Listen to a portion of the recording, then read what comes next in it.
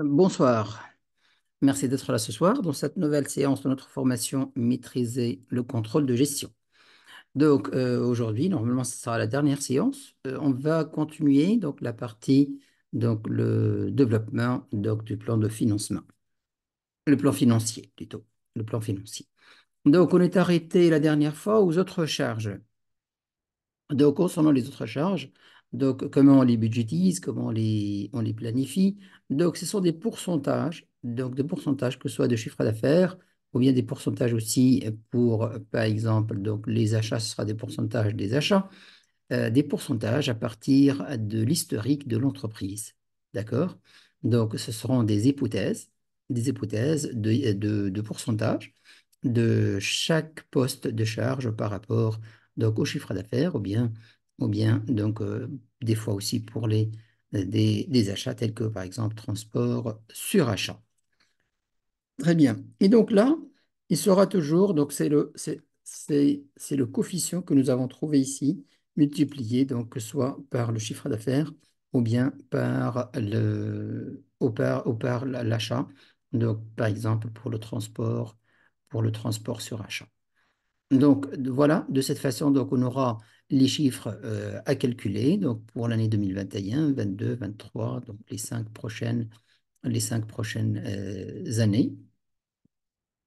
Pour d'accord. Donc, pour les primes d'assurance, donc nous l'avons pris d'ici, en fait, c'est 70.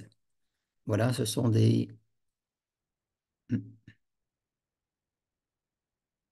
donc, autre charge B70. Voilà. Donc, ce sont des frais, ce sont des données, en fait, que nous avons mis, des données comme ça. Donc, il n'y a pas d'hypothèse, sauf certaines. En fait, on fait un pourcentage d'évolution. Donc, si nous avons, comme ici, donc nous avons prévu l'évolution. D'accord? L'évolution des autres charges de coûts de production, l'évolution de chiffre d'affaires, l'évolution de la masse salariale, l'évolution de loyer. Et donc, si nous avons mis le chiffre de l'année 2024, par la suite, on va tout simplement appliquer cette augmentation qui est prévue ici. D'accord? Donc, la même chose pour les autres, donc la location avec l'augmentation, les commissions sur vente, les honoraires, et ainsi de suite. Très bien. Donc, ça pour les autres charges d'exploitation. Maintenant, pour les amortissements. Pour les amortissements, juste en fait, distinguer entre deux choses. Distinguer entre l'équipement existant et l'amortissement des investissements. Donc, l'investissement, c'est-à-dire les achats, les nouvelles acquisitions, on les met dans un autre tableau, en fait, pour les distinguer parce que les autres, il y en a un amortissement antérieur. D'accord? Donc là, on a mis une valeur d'acquisition, valeur brute, ou l'amortissement antérieur, la valeur nette comptable, taux d'amortissement et dotation 2024, 2025, 2026. Là, comme vous voyez, en fait, la dotation, elle est en train de baisser et par la suite, elle s'annule. C'est que, en fait, le bien, elle était totalement amorti. Donc, c'est logiciel, c'est 3 ans. Donc, normalement, ça a été en 2000, ça a commencé en 2022, une partie. Par la suite, 23, 24, toute une annuité et 25, donc le complément, en fait, le reste de la partie. Donc là, en fait, c'est le mi-2022. La même chose pour ici, donc c'est 20%, donc sur 5 ans. Donc il a déjà été amorti pour 2000, donc c'est-à-dire déjà consommé 3 ans. Il reste 2 ans, donc 24 et 25. La installation électronique, électrique, sont sur 10 ans. On a déjà amorti donc 1500 et donc le reste, on va le répartir sur la période restante. La même chose pour le reste. Là, les acquisitions, les nouvelles acquisitions qui sont prévues dans le plan d'investissement. Donc là, vous voyez, en fait, c'est lié à l'investissement. Donc, c'est lié aux feuilles, donc investissement. Donc, si je reviens ici, je vais trouver, voilà. Donc, c'est ça, l'investissement que je vais faire donc cette année. D'accord? Donc ça, c'est l'investissement que je vais faire. Donc j'en ai des équipements de production pour 1,1 million, matériel informatique pour 150 000, des logiciels, donc immobilisation corporelle pour 250, matériel de bureau 400 et matériel roulant, donc pour 100 D'accord? Donc, c'est ça ce que je vais trouver au niveau des immobilisations. Donc, c'est les 2 700 000. Donc, voilà, les 2 700 000. Donc, matériel industriel, informatique, bureautique, transport et euh, frais. Les autres, c'est quoi ça? Donc, les 30 000, voilà, études. Études de frais d'approche. Donc, en fait, l'entreprise, elle a décidé de les répartir sur plusieurs années. Donc, certaines législations le permettent de répartir comme des frais d'établissement ou bien des frais, c'est-à-dire des frais à reporter sur plusieurs exercices. Donc là, l'entreprise, elle veut les répartir sur 3 exercices. Très bien. Donc là, on va calculer l'amortissement. Donc ça, c'est simple. En fait, vu que c'est la première année, on va le considérer comme étant une année complète. Donc chaque dotation, donc ça sera juste de multiplier la valeur d'acquisition fois le taux d'amortissement. D'accord? Ici, nous avons aussi l'information sur la date d'acquisition. Certainement, donc la première année, on va appliquer de prorata. Donc, c'est-à-dire si l'acquisition a été faite, par exemple, au mois de juillet, et donc, il y en a juste 6 mois. Et donc, on va appliquer le 1 million fois 20% et on va multiplier fois 6 sur 12. Ça a été acquis donc, au mois de février, par exemple. Donc, c'est 11 mois. Donc, on va mettre 1 800 000 fois 20% fois 11 sur 12. D'accord? Très bien. Et là, par la suite, on va calculer l'amortissement total. Donc, on va calculer l'amortissement total. D'accord? Et c'est cette information qu'on va l'utiliser pour donc, les étapes financières prévisionnelles. 5,82 pour 2024, 5,63 2025, 5,57 2026 et ainsi de suite. Donc, on aura besoin de cette information dans les états financiers prévisionnels. Maintenant, les charges financières.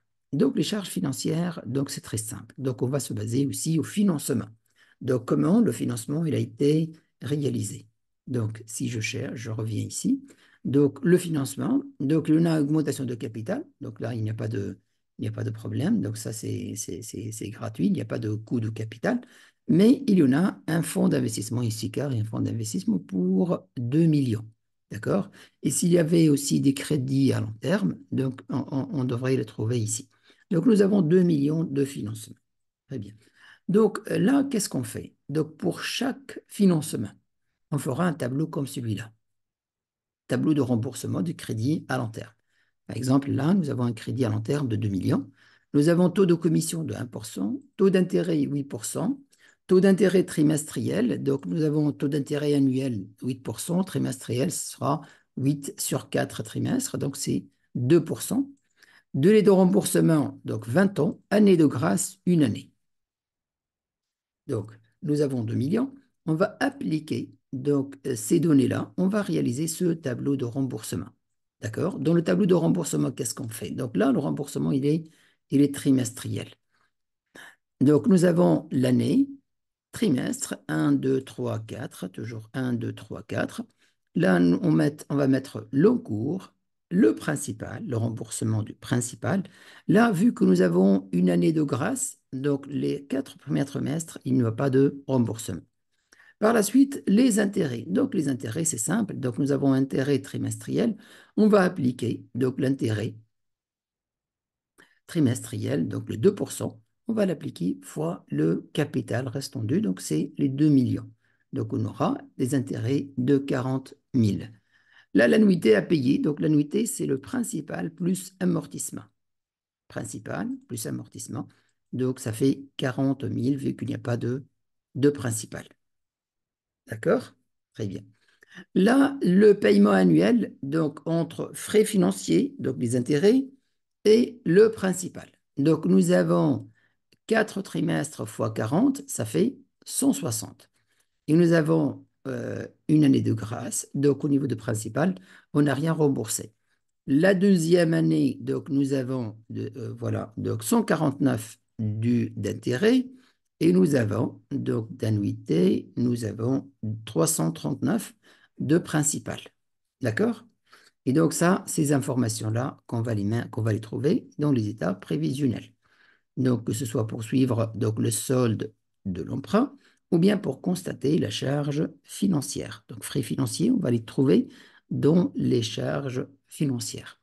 Donc, vous devez faire en fait un tableau de remboursement par crédit. Donc, par exemple, là, nous avons un seul crédit donc à long terme. S'il y avait, par exemple, le crédit de leasing, et par la suite, pour chaque table de celle-là, on va mettre du synthèse ici, comme ici. D'accord? Donc, on va mettre encours, principal, intérêt, commission. Donc, la première année, l'encours, donc c'est 2 millions. Il n'y a pas de remboursement.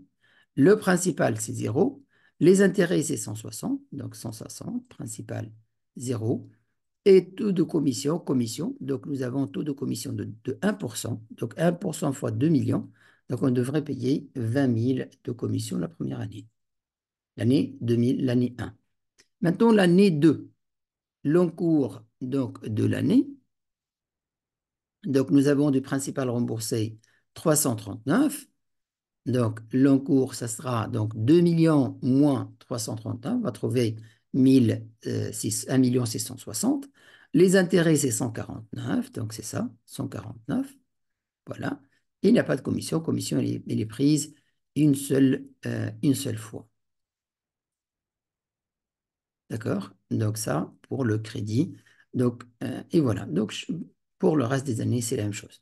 Donc, tout d'abord, on fait ce tableau-là par crédit. Par la suite, par crédit, on fera un tableau comme celui-là. D'accord? Et donc, en fait, ça, par famille de crédit. Par exemple, là, crédit à moyen terme. D'accord? Crédit à moyen terme, nous avons qu'un seul donc, crédit. S'il y avait de leasing, la même chose. Donc, nous avons un tableau récap et nous avons un tableau en bas. Voilà. Voilà. Crédit par exemple, capital, ça c'est le deuxième crédit, mais il n'y a pas. Celui-là, tableau de remboursement de crédit leasing. Donc, avec crédit, non, là, il n'y a pas de crédit, mais sinon, on remplira donc ce tableau comme celui-là. Tableau de remboursement, donc compte courant associé. S'il y avait aussi du compte courant associé qui est rémunéré, donc on va l'utiliser. Et là, en fait, nous avons trois tableaux de synthèse, crédit moyen long terme, leasing et contrat associé. Et nous avons le tableau global. Donc, on va utiliser, c'est le global. En fait, ça, l'encours, c'est l'encours de crédit à moyen terme, plus l'encours de leasing, plus l'encours de compte courant associé. D'accord? Donc, ça, ce qu'on va utiliser, ce qu'on va le trouver donc, au niveau des états financiers prévisionnels. D'accord? Donc, ça, c'est le global. Très bien. Donc, ça pour les intérêts et le principal. En fait, les intérêts, on va les trouver, les intérêts et les commissions, on va les trouver dans les comptes de charge. Et le principal, on va le trouver au niveau des passifs. Maintenant, l'impôt sur les sociétés. L'impôt sur les sociétés, donc on doit déterminer donc, le résultat. Là, on a commencé par le chiffre d'affaires. Là, le résultat, pourcentage de... Là, au niveau de l'impôt sur les sociétés, ça dépendra, en fait, là, on a mis plusieurs informations parce qu'en fait, en Tunisie, en fait, il y en a un régime spécial pour le chiffre d'affaires qui a été exporté et aussi, donc, il y en a un régime spécial pour les sociétés déficitaires. Donc, comme dans notre cas, nous avons un résultat de l'exercice déficitaire. D'accord? Là, en Tunisie, nous avons ce qu'on appelle le minimum d'impôt. Le minimum d'impôt. C'est-à-dire, malgré que le résultat est déficitaire, on a 1000 dinars à payer, quel que soit le résultat. D'accord? Donc, sinon, s'il y avait un résultat positif, là, on doit déterminer ce qu'on appelle le résultat fiscal. D'accord? On doit déterminer le résultat fiscal. Vous voyez là, nous avons déduit le bénéfice de l'export parce qu'il est exonéré. D'accord? Donc, on doit déterminer le bénéfice fiscal. Donc, s'il y avait un bénéfice fiscal, et là, on va appliquer le taux d'imposition. Le taux d'imposition, 30%, 15%, 10%. Donc, fois le bénéfice fiscal. Sinon, comme dans notre cas, c'est plutôt de déficit, nous avons ce qu'on appelle le minimum d'impôt. Donc, actuellement, les 1000 dinars. Très bien. Là, on a fait les hypothèses pratiquement de toutes les charges, du chiffre d'affaires, des charges financières, de l'impôt. Là, on peut maintenant donc synthétiser ce travail-là. Donc, tout d'abord, on va le mettre ici, dans ce tableau-là, qu'on va diviser en fait les charges entre charges variables et charges fixes et faire et calculer des ratios. Et aussi, on va utiliser, surtout ici, dans le résultat prévisionnel. Dans le résultat prévisionnel. On va commencer par là. Donc là, on a repris, donc ça, c'est les hypothèses que nous avons vues tout à l'heure concernant le pourcentage de chaque poste de charge par rapport au chiffre d'affaires ou bien par rapport aux achats. Et là, l'évolution pour les autres charges, comment ils vont évoluer. Donc, les prochaines années, 5% augmentation, 5, 5, 5, 5, 8, 10, 10, 12, 12, 15. Et voilà, donc là, nous avons le chiffre d'affaires, de quoi il est composé. Nous avons deux produits. Ces données-là, c'est, voilà, comme vous voyez, c'est au niveau de chiffre d'affaires. D'accord? C'est au niveau de chiffre d'affaires.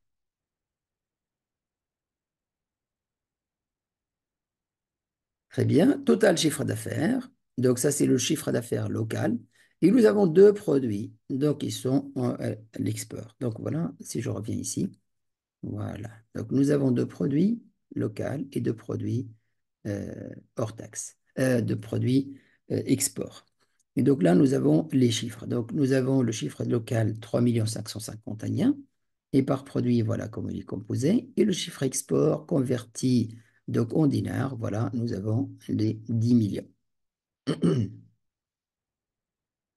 Très bien, voilà, 10 198. Donc, total chiffre d'affaires converti 13 millions. Excellent. Maintenant, on va chercher, on va calculer les charges variables. Nous avons comme charge variable les matières premières, les matières consommables et les emballages. D'accord? Là, en fait, c'est dans les achats consommés. Ici, dans les achats consommés, en fait, c'est trois lignes. Matières premières, consommables et emballages que nous avons déjà calculé entre les locaux et l'importé. Et nous avons à la fin déterminé ces charges-là. Voilà.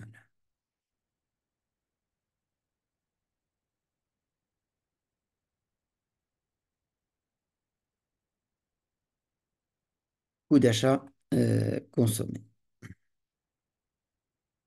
Donc, par matière première, consommable, emballage, là, nous avons en fait au niveau, donc les achats consommés.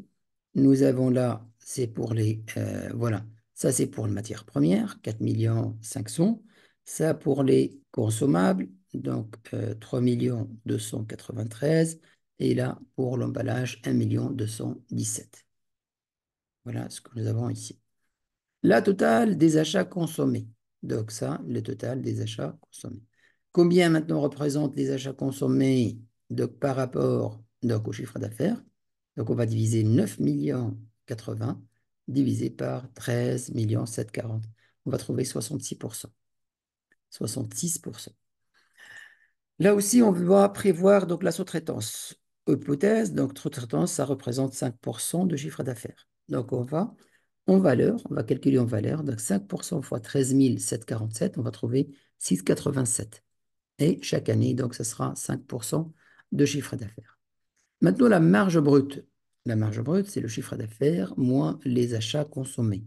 D'accord? Les achats consommés, donc les deux, c'est-à-dire les achats consommés et la sous-traitance. Donc ça fait 3 979 et 4 millions et ainsi de suite. Là, le taux de marge brute. Taux de la marge brute. Taux de la marge brute, c'est la marge brute divisée par le chiffre d'affaires, c'est-à-dire 3 979 divisé par 13 747. Très bien. Donc là, c'est les premiers ratios. Maintenant, main-d'œuvre directe. Donc, la main-d'œuvre directe, on va la trouver dans la masse salariale. Dans la masse salariale, on a divisé, voilà, nous avons une main-d'œuvre directe, indirecte technique et indirecte support. Donc, 509. Voilà, 509.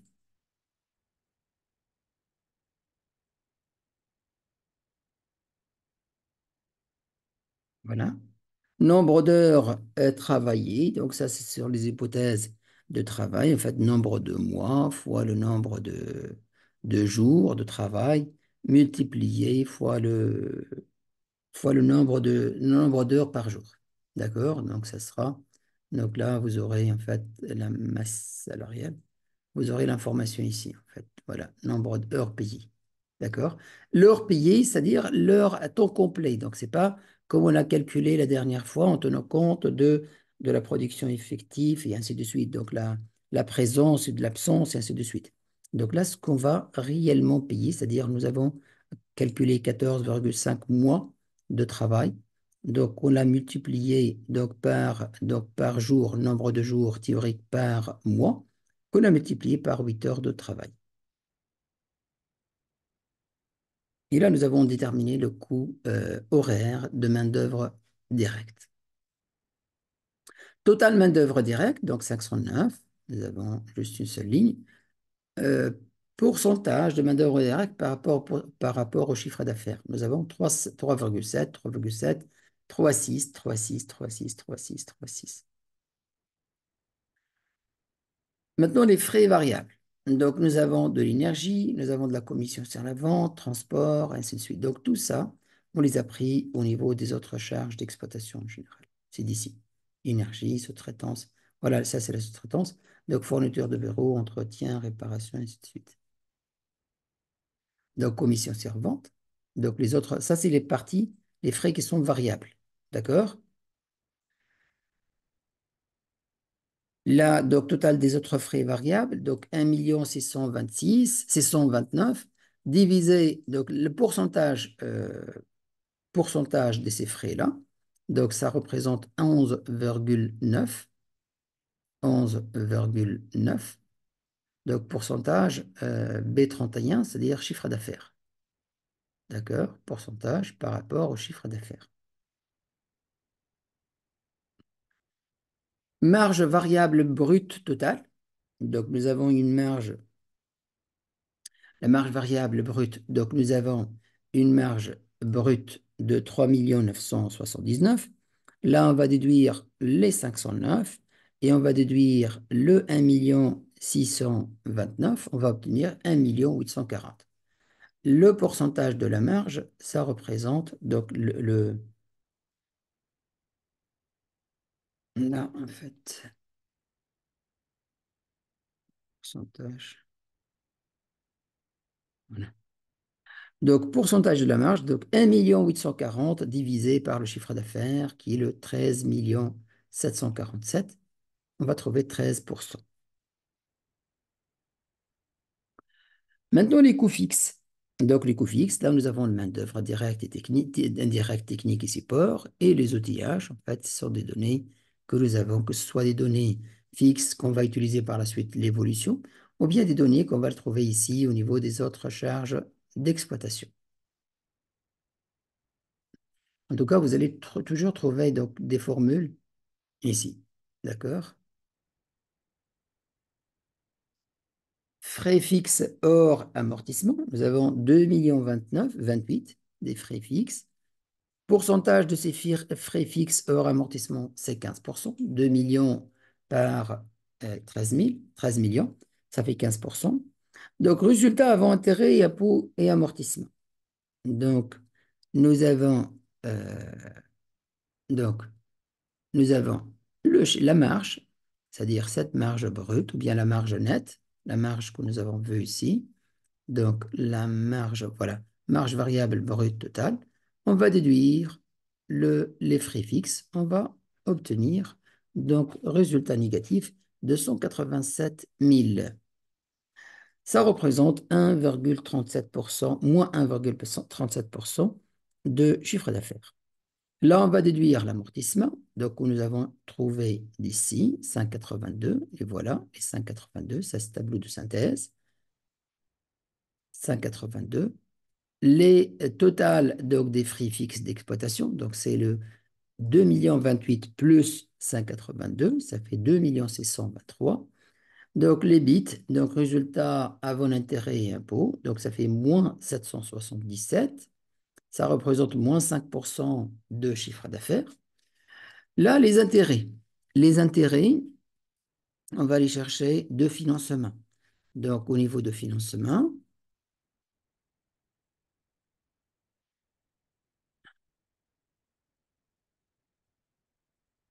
Non, c'est pas au niveau de financement.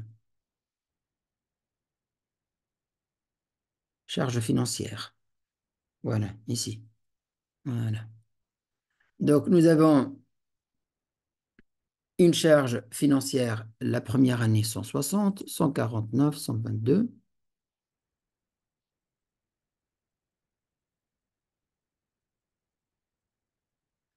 Voilà. Donc là, au niveau des charges financières, donc il a ajouté aussi la commission. D'accord? Parce que si je reviens ici, charges financières, c'est 160 plus 80, plus 20. 160 comme intérêt, plus la commission. Donc 180. Donc les 180, résultat net avant l'impôt, moins 950 000. L'impôt, donc nous avons dit ici le minimum d'impôt, c'est ici, on va le trouver ici. Voilà, c'est cette ligne-là. Et nous avons donc résultat net. Résultat net par chiffre d'affaires, ça fait moins 6,92%. Moins 4,36, moins 6,04, moins 8, et ainsi de suite. Très bien. Là, on a déterminé le cash. Donc, le cash, certainement, donc c'est le résultat, plus les amortissements et les provisions, moins les reprises, s'il y en a des reprises. D'accord? Là, l'overhead, en fait, les totales des charges hors achats consommés et sous-traitance, donc ça fait 4 750.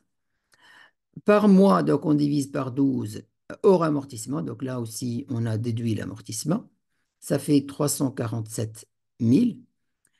Ça représente 35% de chiffre d'affaires.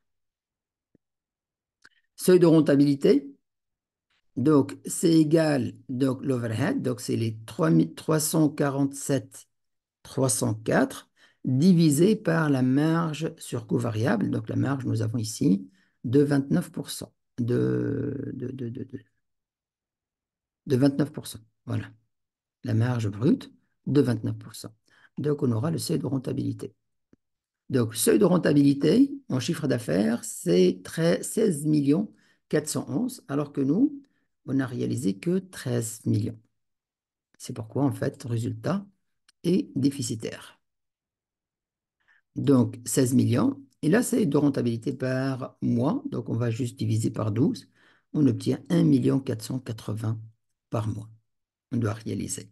D'accord? Là, c'est juste pour vérifier. On a divisé donc les totales des charges, donc l'overhead. Donc, on a divisé par le seuil de rentabilité. Donc, ça fait 29%. C'est le taux de rendement. C'est la marge brute. D'accord? C'est la marge brute. Voilà. C'est la marge brute. Donc, ça, c'est juste pour vérifier. Très bien. Là, en fait, on va répartir donc les coûts. Donc, on va les cumuler. Donc, là, le coût d'approvisionnement, la masse salariale. Donc, le coût d'approvisionnement, donc, on va mettre le coût d'approvisionnement. Donc, c'est les achats plus le transport. Normalement, donc ça, c'est le coût d'approvisionnement. D'accord? Achat plus transport. Là, la masse salariale, donc que ce soit direct ou indirect.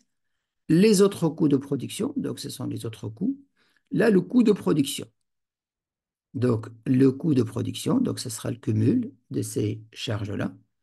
Coût administratif, donc tout ce qui est administratif, donc on l'a mis ici. Donc, ça fait donc les autres charges, en fait, c'est ici.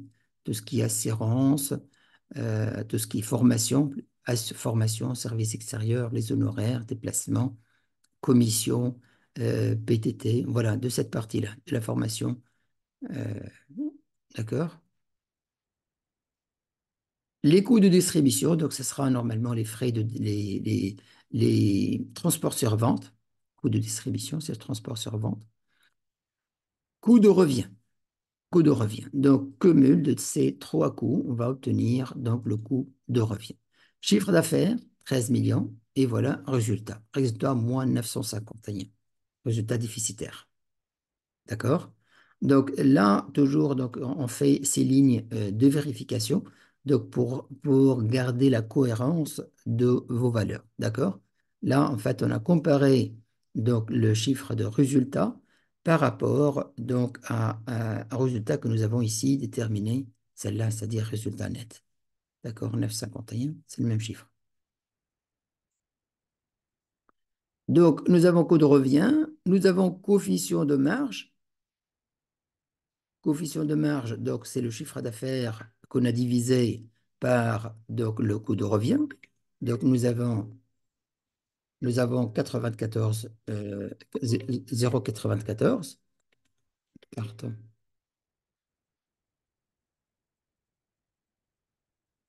Donc, 0,94. Voilà, coefficient de marge. Là, on a mis coût direct et coût indirect. Donc, on va consolider. Donc, on va euh, juste donc, distinguer entre direct et indirect. Donc, nous avons mis, vous aurez en fait le détail de chaque. Donc, les directs, donc certainement. Donc, on va trouver donc, matière première, emballage et 108, 109 et 85. Donc, voilà. Donc, 80. Donc, nous avons donc l'amortissement et 109, 108. Voilà. Et coût d'approvisionnement et masse salariale. D'accord? Donc ça, c'est direct. Et les autres frais, ce sont indirects. La structure de coût. Donc on va diviser, en fait, on va déterminer les pourcentages de structure de coût. Coût d'approvisionnement par rapport au coût global. Donc, main-d'œuvre directe par rapport donc, au coût global, aussi coût de revient, ça c'est-à-dire les 14 699, ça représente 3%. Main-d'œuvre indirecte, ça représente 2%. Les coûts fixes de production, ça fait 20%. Les coûts de production, donc, ça fait 94%. Les coûts administratifs, là, ça, c'est la première répartition. Donc ça, c'est les coûts de production. D'accord? Donc les 94%, c'est les cumuls de ça. D'accord? Les coûts administratifs, donc ça représente 5% et 1,4% frais de distribution. Si on fait le total, on va trouver 100%. D'accord? Là, entre coûts directs et coûts indirects, c'est-à-dire ces chiffres-là que nous avons ici, donc c'est plutôt 71% des coûts directs et 29% des coûts indirects. Là, par rapport au chiffre d'affaires, là, nous avons divisé, nous avons structure de coût, c'est-à-dire par rapport au coût de revient. Là, en fait, les mêmes chiffres, mais plutôt on va les diviser par rapport au chiffre d'affaires. D'accord? Donc, le coût d'approvisionnement, donc ça représente 72%, la masse salariale, 5%, les coûts fixes, donc 21%, coût de production, donc nous avons, ça représente le coût de production 100,03. Déjà, les coûts de production, et, en fait, il absorbe la totalité du chiffre d'affaires. Les coûts administratifs, donc, et le coût de distribution, donc, ce sont des coûts qui ne sont pas couverts par le chiffre d'affaires. C'est pourquoi on trouve une marge négative. Donc, la marge négative, c'est pratiquement les deux, les coûts d'administration, de distribution et le petit reliquat, les 0,3%, donc du, euh, en fait, du coût de production. Donc, ça fait moins 6,92. Donc là, vous avez idée sur la répartition des charges. Et là, en fait, c'est la répartie, c'est une comparaison verticale et horizontale. Donc, nous avons une comparaison dans le temps. Nous avons tout ça, ce sont des années, des prochaines années, comment ça va évoluer. Et là, nous avons des pourcentages par rapport au coût de revient ou bien pourcentage par rapport au chiffre d'affaires. D'accord? Et là, ça reste juste, en fait, pour compléter la comparaison, c'est de comparer par rapport au marché, par rapport aux concurrents, c'est-à-dire. Très bien. Donc là, on va voir le résultat prévisionnel. Ça, c'est plutôt, donc, c'est pas de résultat prévisionnel, mais plutôt, c'est le solde intermédiaire de gestion prévisionnelle. Parce qu'au niveau de l'état de résultat prévisionnel, on ne trouve pas en général une ligne qui s'appelle valeur rejetée. Donc, c'est plutôt donc, solde intermédiaire de gestion. Là, on va mettre le chiffre d'affaires. Donc, tout ça, ce sont des données qu'on va les collecter directement. Donc, d'ici, donc là, nous avons le chiffre d'affaires. donc annuel. Voilà, total, 13 millions. En bas, nous avons les achats d'approvisionnement consommé. Les achats d'approvisionnement consommé, ce sont donc de la matière première. Voilà, ces trois-là. Matière première et consommable et emballage, c'est 9 millions 80. Nous avons une marge sur comatière, donc c'est la différence, 3, donc ça représente 29%, donc c'est les mêmes données que l'autre. Là, les autres charges d'exploitation. Les autres charges donc d'exploitation que nous avons, et on aura donc une marge, une valeur ajoutée de 633. Donc, on va ajouter ici les autres charges d'exploitation, la totalité des charges, juste sauf le personnel, la dotation et tout ce qui est intérêt. D'accord? Et intérêt et impôts. Donc, les autres charges que nous avons donc ici, la totalité des autres charges, on va les mettre là. D'accord? À part le personnel et l'amortissement. Donc, valeur ajoutée, donc nous avons valeur ajoutée. Combien ça représente? Ça représente 5%. Valeur ajoutée, 5%.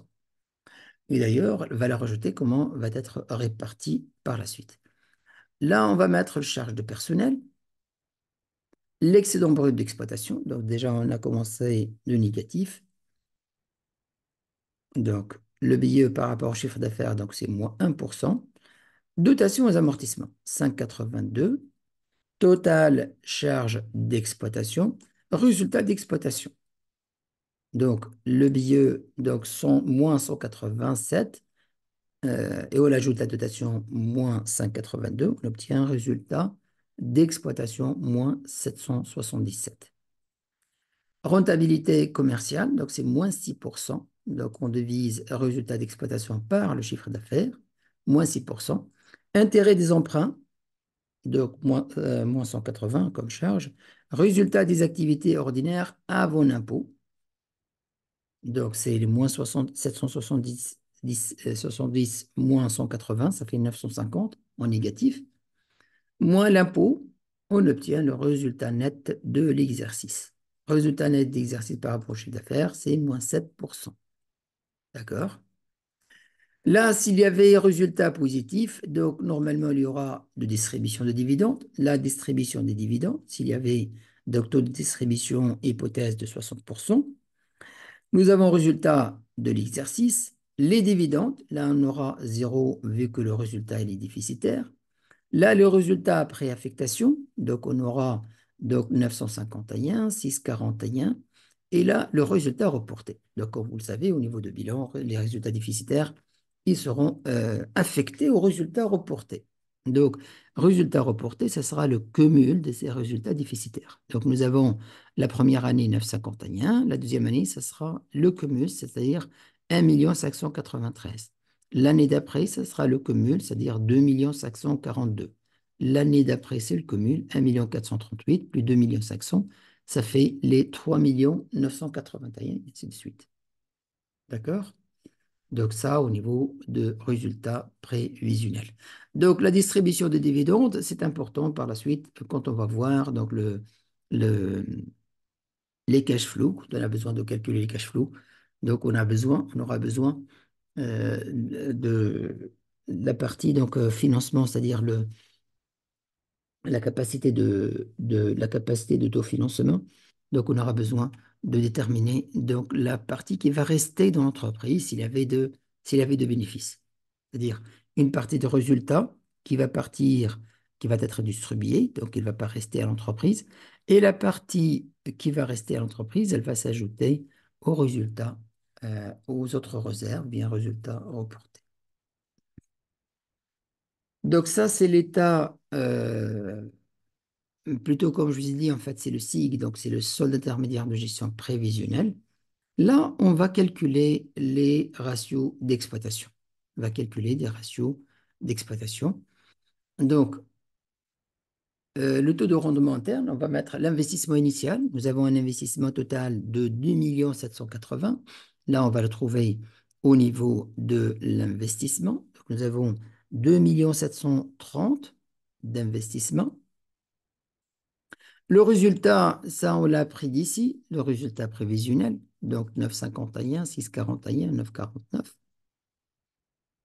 Les cash flows, donc ça sera donc le résultat que nous avons ici. On va ajouter l'amortissement et les prévisions et on déduit si l'on a de reprise. Donc cash flow, ça fait 3,68, moins 78, moins.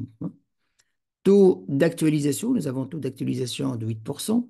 Là, pour actualiser donc les flux, les cash flows futurs, donc là, au bout d'une année, donc on va diviser sur 0.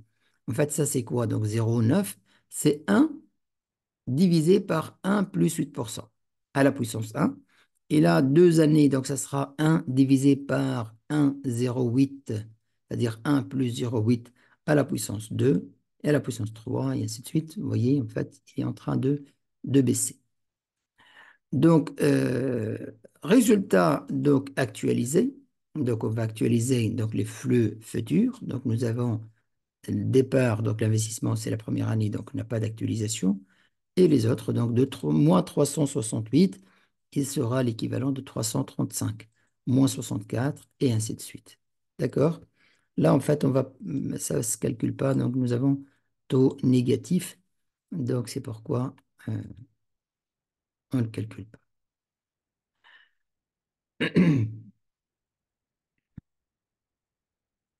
La vanne, on va calculer la vanne.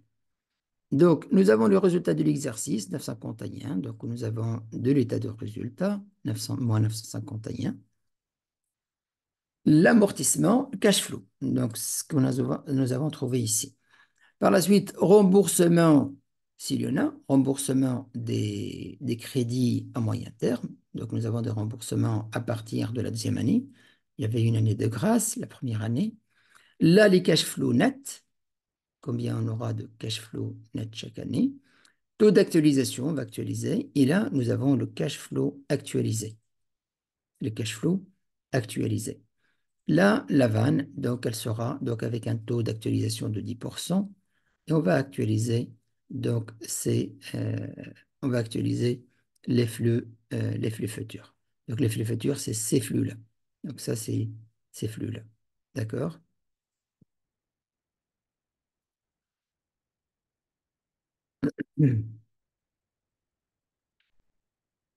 Là, c'est le délai de récupération, mais malheureusement, là, tout est négatif, donc c'est pourquoi on n'a pas trouvé.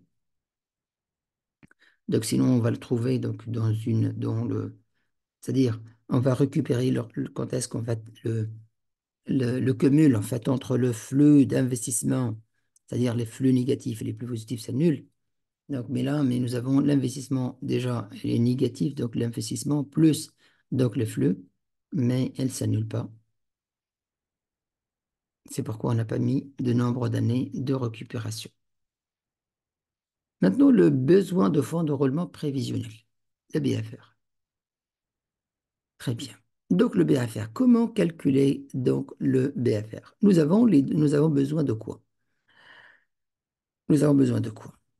Donc, nous avons besoin en fait des délais, que ce soit donc le stock, le stock en nombre de jours, matières premières, produits finis, les créances clients, les dettes fournisseurs, délais de paiement, c'est-à-dire délais de règlement et délais de paiement. D'accord? Délai des règlements de clients et délai de paiement des fournisseurs.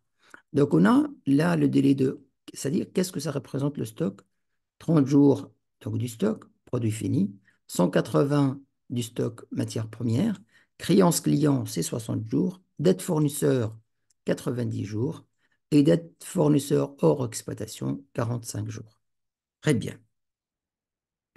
Donc là, le stock produit fini, c'est 30 jours. Donc, qu'est-ce qu'on doit faire ici, l'année 2024? Donc, l'année 2024, pour le stock de matières premières, on va prendre le chiffre d'affaires, qu'on va multiplier par le chiffre d'affaires de l'année, qu'on va multiplier par 30 jours et qu'on va diviser par 360 jours, c'est-à-dire le nombre de jours d'une année. D'accord? Donc, le stock de matières premières, il sera au courant de l'année toujours de 1 147. Nous avons un stock de un mois de vente.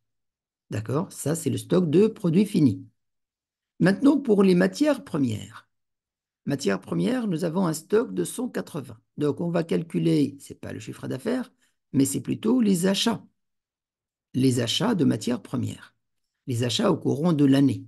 Donc, nous avons l'achat au courant de l'année qu'on va multiplier par le délai de stock. Nous avons un stock de 180 jours.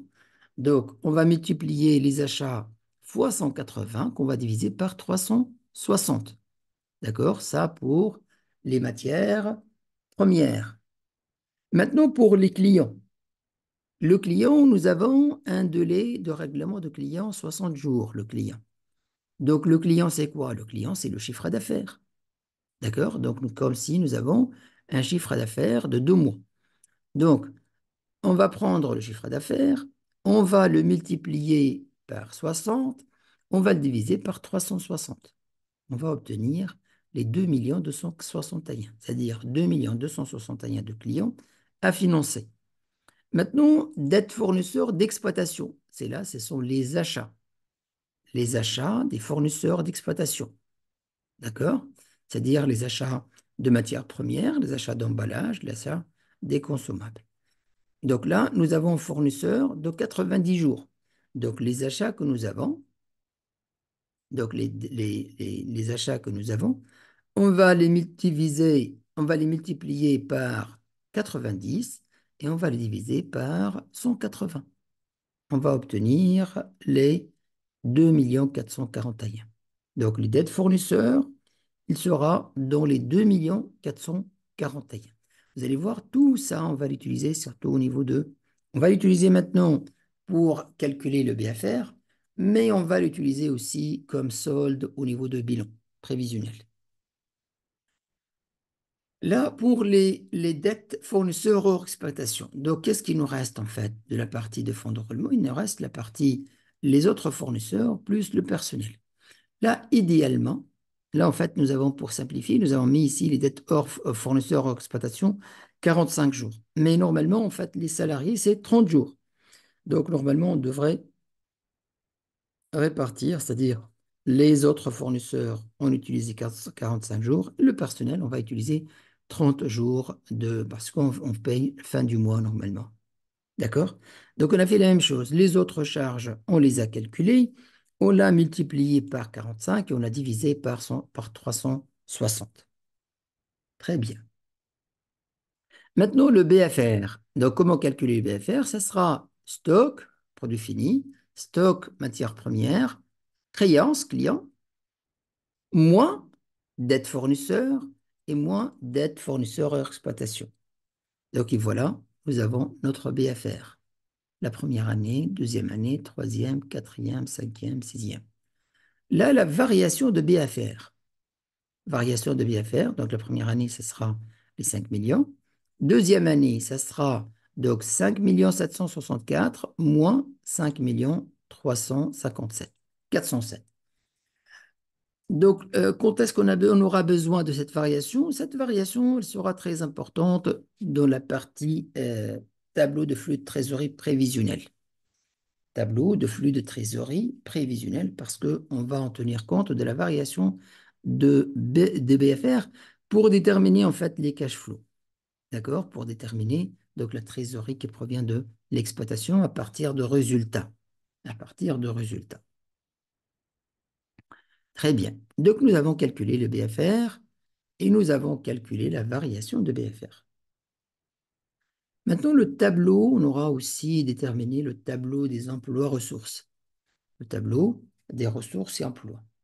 Donc, les ressources, qu'est-ce que nous avons comme ressources? Nous avons le capital, c'est-à-dire le financement, et nous avons le crédit à moyen terme, et nous avons les cash flows générés de l'activité. D'accord? Et les cash flows générés de l'activité.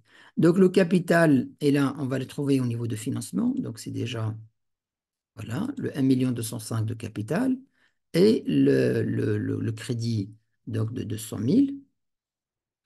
Et là, les cash flows, donc on va les trouver ici au niveau de résultats prévisionnels.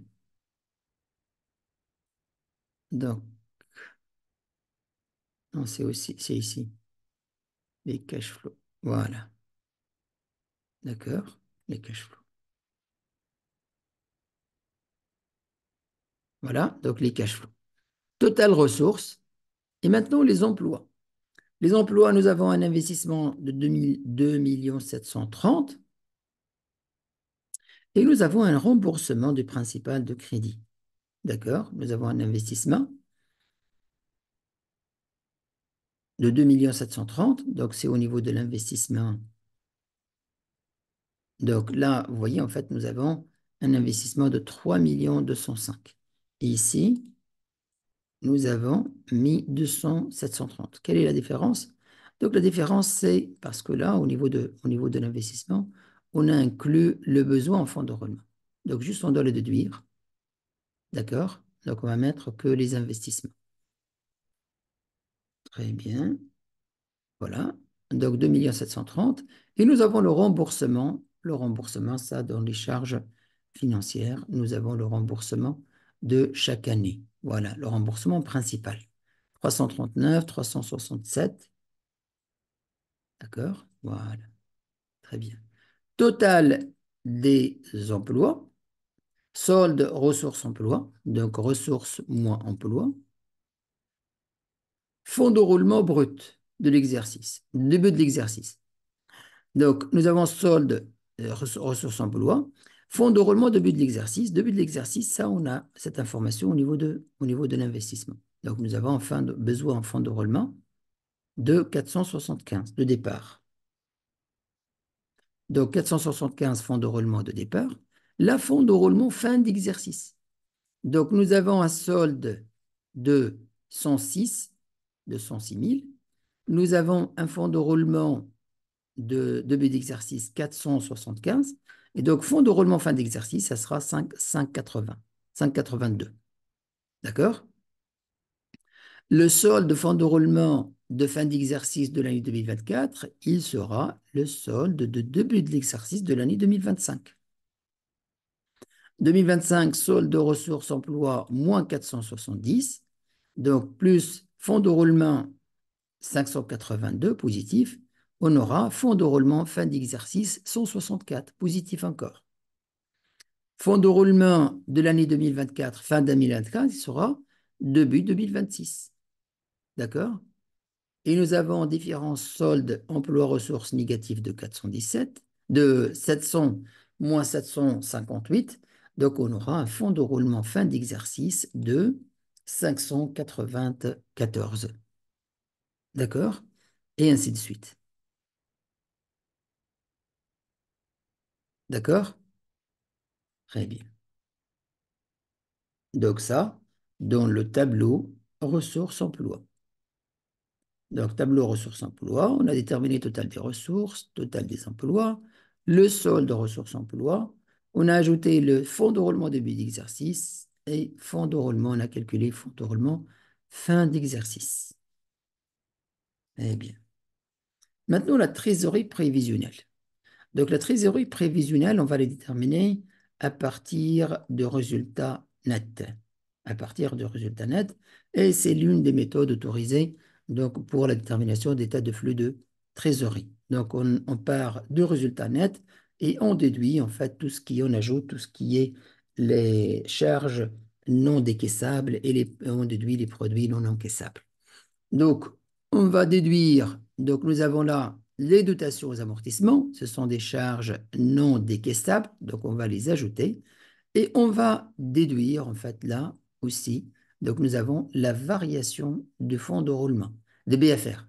La variation de BFR, comme je vous ai dit, on va l'utiliser dans dans l'état de flux de trésorerie. Donc, la variation de BFR, c'est ici. Voilà, nous avons variation de 5 357, de 4 707. Voilà. Et on va déterminer le flux de trésorerie lié à l'exploitation. Donc, nous avons un flux de trésorerie lié à l'exploitation à la première année, 2024, de 5 millions, moins 5 726. Investissement, le flux d'investissement. Donc, nous avons un investissement la première année de 2 730 000, comme je vous ai dit. Donc, investissement, donc c'est juste celui-là, moins les 475. En fait, c'est les immobilisations, c'est-à-dire, c'est cette partie de 2 730 000. 2 730 000. Donc, le flux d'investissement lié à l'investissement, c'est moins 2 730 000. Par la suite, nous avons le financement. Donc, au niveau de financement, nous avons donc capital social et nous avons normalement emprunt et leasing. Donc, là, en fait, on devrait,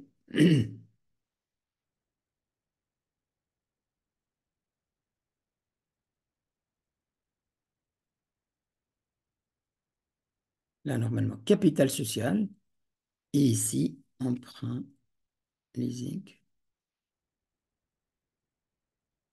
Voilà. Voilà. Emprunt et leasing pour 2 millions. Maintenant, c'est, voilà. Donc, nous avons capital augmentation de 1 million et 2 millions d'emprunt. Très bien. Donc, nous avons des flux de financement de combien? De 3 205 000. Les cash flows, donc nous avons donc moins 5 726 moins 2 730 plus 3 205 000, on obtient des cash flows de 5 251 000. 5 251 000. Vu que l'entreprise, donc il n'y a pas de trésorerie initiale, donc là, les cash flows, donc supposons que c'est la première année d'activité, donc 2024. Donc, on aura donc cash flow final de 5 251 000. S'il y avait de cash flow initial, donc on mettra donc en fait, on va les ajouter donc à ça avec le final, avec l'initial, donc pour déterminer le cash flow final. Donc, on a déterminé le cash flow final. On va voir par la suite comment donc ces cash flows-là, on doit les trouver, trésorerie plutôt, c'est pas cash flow, trésorerie. Donc on va la trouver au niveau de trésorerie, au niveau de bilan. Les 5 251 000, ça on est en négatif, donc ça sera, donc on va le trouver au niveau de passif, donc de 5 251 000. Donc la trésorerie de début, donc là, la trésorerie finale de 2024, elle sera la trésorerie initiale de 2025. Et la même chose. Donc 2025, il y avait des résultats. Il n'y a pas de flux d'investissement, ni flux de financement. Donc il y aura non pas un encaissement, plutôt un décaissement, un remboursement de 339. Donc ça, on l'a calculé ici, charge financière, 339 de remboursement de principal. On fait que le principal, d'accord? Que le principal. Donc flux de trésorerie de financement, c'est moins. Les frais cash flow, donc ça fait moins 825. Nous avons trésorerie initiale moins 525, il est final de 2024. Et on obtient une trésorerie finale de moins 6 de moins 6 millions 76. D'accord? Et ainsi de suite, donc pour le reste des années. Maintenant, le bilan prévisionnel. Très bien. Bilan prévisionnel, qu'est-ce que nous avons? Nous avons donc au niveau de l'actif, nous avons une immobilisation corporelle et immobilisation incorporelle. Ça, on l'a pris d'où? En fait, on peut le prendre de l'investissement, comme on peut le prendre aussi de tableau d'amortissement. D'accord? De tableau d'amortissement. Donc, nous avons 250 et 2 740 000. Donc, normalement, on peut le trouver les deux. Donc, ça fait combien en fait nous avons? Donc, nous avons 2 700 000. 2 700 000. 2 700 000.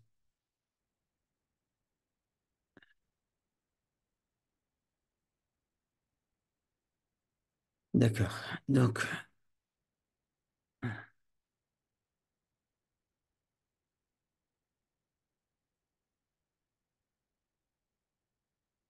Donc, les 2 700 000, c'est hors frais d'études. Voilà, hors les études et frais d'approche. Donc, nous avons le 1 800 000 l'équipement, 150 000 informatique, logiciel, matériel mobilier et matériel rôle. Donc, les 2 700 000. Donc, ça, c'est au niveau des investissements que nous avons. L'amortissement, c'est au niveau du tableau d'amortissement que nous avons ici. D'accord? C'est juste, en fait, on doit distinguer les immobilisations corporelles des immobilisations euh, corporelles. Donc, pour l'amortissement antérieur, nous avons, là, au niveau des immobilisations corporelles, nous avons que celui-là, que la dotation 2024, que le logiciel, c'est-à-dire 1333. Donc, voilà, 1333. Les amortissements immobilisation corporelle, donc c'est 5,62. Donc, ça sera les 32 plus les 562 moins l'immobilisation corporelle, c'est-à-dire les 1333. Très bien. Autres actifs non courants, donc ça, c'est les frais qu'on a décidé de les reporter. Donc, les frais d'études, ces frais-là, études et frais d'approche.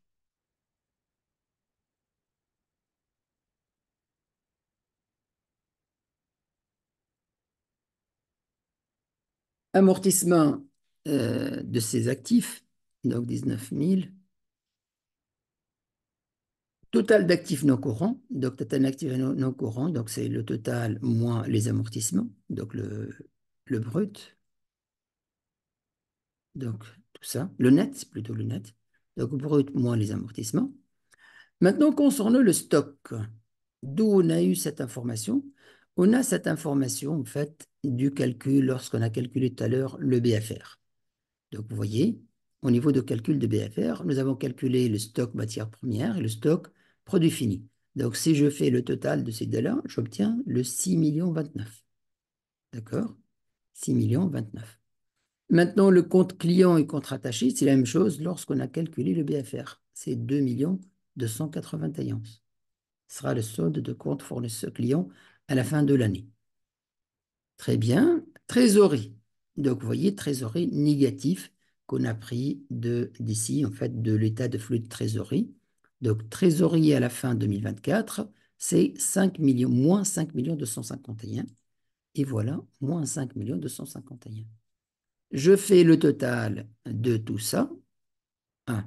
Donc, j'ai 2 174 moins 8 320, donc tout ce qui est actif courant, moins 5 millions, ça fait 5 216. 5 216 pour l'année 2024. La même chose donc pour les autres années. Maintenant, pour les passifs et capitaux propres. Donc, nous avons le capital pour 1 205. D'accord? Nous avons, voilà, résultat de l'exercice. Donc, résultat de l'exercice, nous l'avons le résultat prévisionnel. Voilà. Nous avons résultat de 951 000 l'année 2024. D'accord? 951 000. Juste là, au niveau des années suivantes, donc le résultat de l'exercice sera affecté dans le résultat reporté, vu qu'il est déficitaire. Donc c'est pourquoi, résultat de l'exercice 2024, il sera résultat reporté 2025. Et là, 6,41, c'est la même chose, donc de l'état de résultat de la deuxième année, 6,41. D'accord? Et on fait le cumul pour le résultat reporté 9,51, 1 593. Donc voilà, 9,51, 1 593. Maintenant, le passif. Donc, au niveau de crédit, donc long terme, donc l'année 2024, c'est une année de grâce, il n'y a pas de remboursement, donc il y en a le 2 millions, donc au niveau de l'emprunt, donc charge financière, voilà. Donc, crédit, il est à 2 millions la première année. Deuxième année, donc il y a un remboursement de 339, donc il va rester 1 660 000. Donc, 1 660 000, donc la deuxième année, et ainsi de suite. Qu'est-ce que nous avons d'autre? Nous aurons du fournisseur. Nous avons un fournisseur. Fournisseur, on l'a calculé à partir du BFR, lorsqu'on a calculé le BFR. Donc, nous avons fournisseur d'exploitation et fournisseur hors exploitation. Donc, les deux, ça fait 2 962. Donc, voilà, 2 962. Donc, si je fais le total, donc capitaux propres, plus passif non courant, plus passif courant, ça fait 5 216. 5 216. Je vérifie total passif avec total actif, 5 216, 5 216. La même chose pour les autres années. Donc, la seule chose qui va changer, comme je vous ai dit, c'est au niveau de calcul de résultats reportés. Résultat reporté, c'est très simple. Donc, nous avons résultat de l'exercice de l'année dernière, plus résultat de cette année, qui vont constituer le report de l'année prochaine, et ainsi de suite. D'accord? Très bien. Là, on va calculer les ratios. On va commencer par les ratios de structure. Donc, structure, c'est-à-dire les postes de l'actif, postes de bilan. Donc, on va déterminer le stock par rapport au bilan, total bilan, pourcentage stock par rapport total bilan. Donc, nous avons stock de 2 millions, 2 147 divisé par total actif 5 millions. Donc là, il y en a un petit problème. B15 sur B20. Non, c'est pas B15. Oui, B15. Oui, c'est vrai, oui, c'est vrai. Donc, nous avons un stock de 6 millions. Oui, c'est vrai. Donc, nous avons un stock de 6 millions et total bilan de 5 millions. Donc, c'est pourquoi le stock, il dépasse déjà le total bilan. Donc, là, en fait, pourquoi, qu'est-ce qu'elle a baissé? En fait, c'est la trésorerie, donc négatif, qui a baissé le total bilan. On aurait pu mettre donc la trésorerie négative plutôt ici au niveau des passifs. D'accord? On aurait dû la mettre au niveau de passif, c'est-à-dire comme si découvert bancaire. Donc, total. Et là, en fait, on voit pour les années prochaines, les prochaines années, la même chose pour total actifs non courants, donc les immobilisations, par total bilan. Total des actifs courants par IMO, donc tout ce qui est actifs courants, donc client plus stock, plus autres débiteurs divers. Capitaux propres avant affectation de résultats par total bilan. Total passif non courant sur total bilan. Total passif courant sur total bilan. Total passif, courant et non courant, sur total bilan, et capitaux propres avant affectation de résultats sur passif non courant. 12 millions, donc pour voir, en fait, ce sont des ratios de structure. Les ratios de gestion. Ratios de gestion, en fait, ce sont en général les charges et les charges de l'exercice. Donc, nous avons charge du personnel par chiffre d'affaires, 32%, chiffre d'affaires sur capitaux propres, résultat d'exploitation sur chiffre d'affaires, les charges financières nettes sur chiffre d'affaires, résultat d'exploitation sur charges financières. Les ratios de liquidité, on va calculer trois ratios. Donc, le liquidité générale, c'est-à-dire l'actif courant sur donc, le passif, total passif courant. La liquidité réduite, donc on va réduire le stock. Donc, il n'y a pas de stock. Au niveau des actifs courants, on ne va pas déduire, on va mettre en stock, on va laisser juste les clients et les autres débiteurs divers sur passif courant. Liquidité immédiate, donc il aura que de liquidité seulement, donc la trésorerie seulement. Et là, nous avons trésorerie négative, c'est pourquoi nous avons un ratio négatif. Un ratio de rentabilité, résultat net sur capitaux propres avant affectation et résultat net sur chiffre d'affaires. D'accord? Donc là, en fait, ce sont les différents ratios qu'on va calculer, qu'on calcule. Donc les ratios de structure, ratios de gestion, ratios de liquidité, ratios de rendement. Là, on doit observer leur évolution de le temps et aussi on doit faire des travaux de benchmarking et voir en fait les secteurs, donc ces mêmes ratios-là, dans le secteur de notre activité, comment donc ils sont en fait, euh, c'est-à-dire de comparer ces ratios-là par rapport au secteur, à notre secteur d'activité. D'accord, donc normalement là, nous avons terminé notre plan financier, qui est une partie de business plan. Donc, est-ce que vous avez des questions? Si vous avez des questions, n'hésitez pas à les poser. Donc, je suis à votre disposition.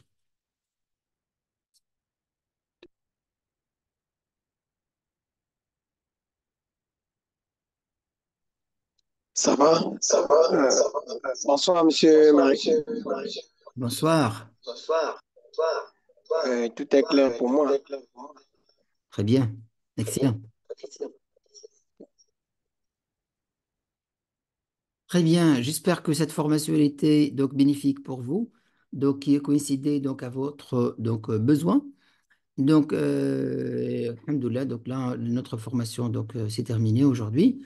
En fait, pour ceux qui n'ont pas pu en fait suivre la totalité de la formation, donc ils ont la possibilité de la suivre avec la nouvelle session, donc qui va démarrer début d'octobre gratuitement.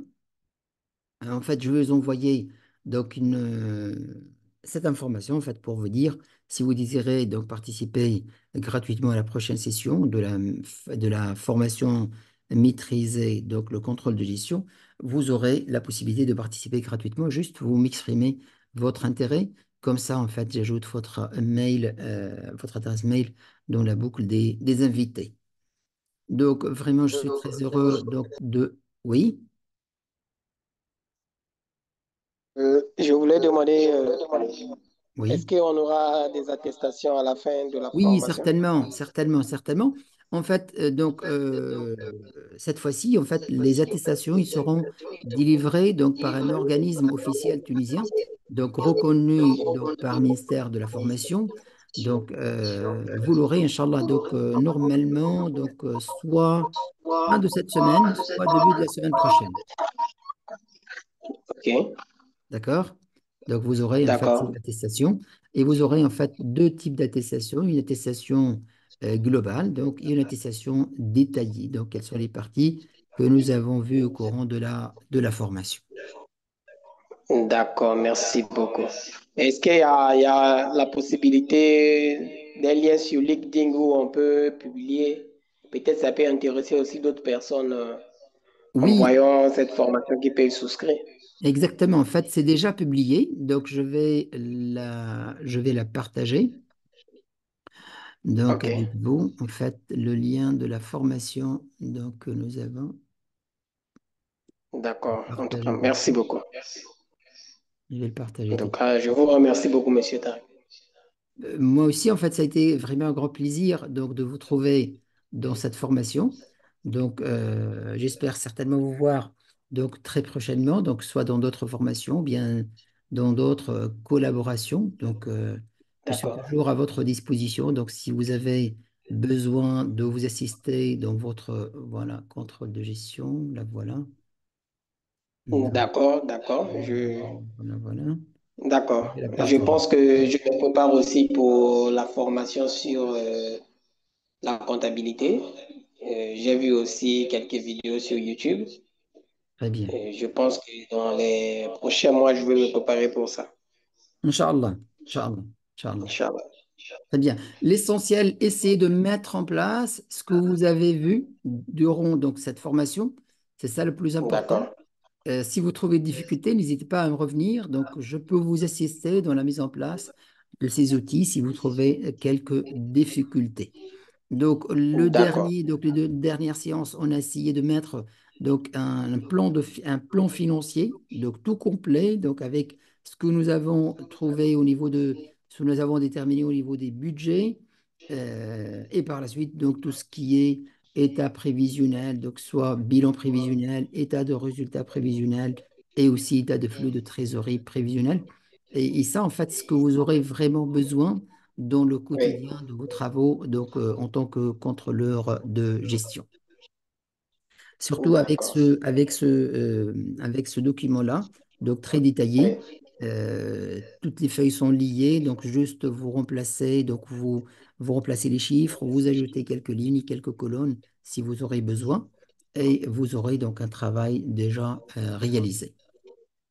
D'accord. Très bien. Donc, j'ai partagé déjà donc, le lien de l'annonce, en fait, de la formation.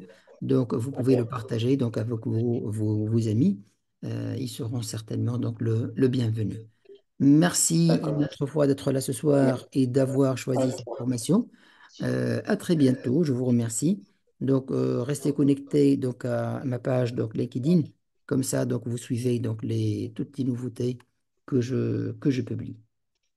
D'accord. Merci beaucoup. Merci beaucoup, à Merci. très bientôt. Au À revoir. très bientôt. Merci.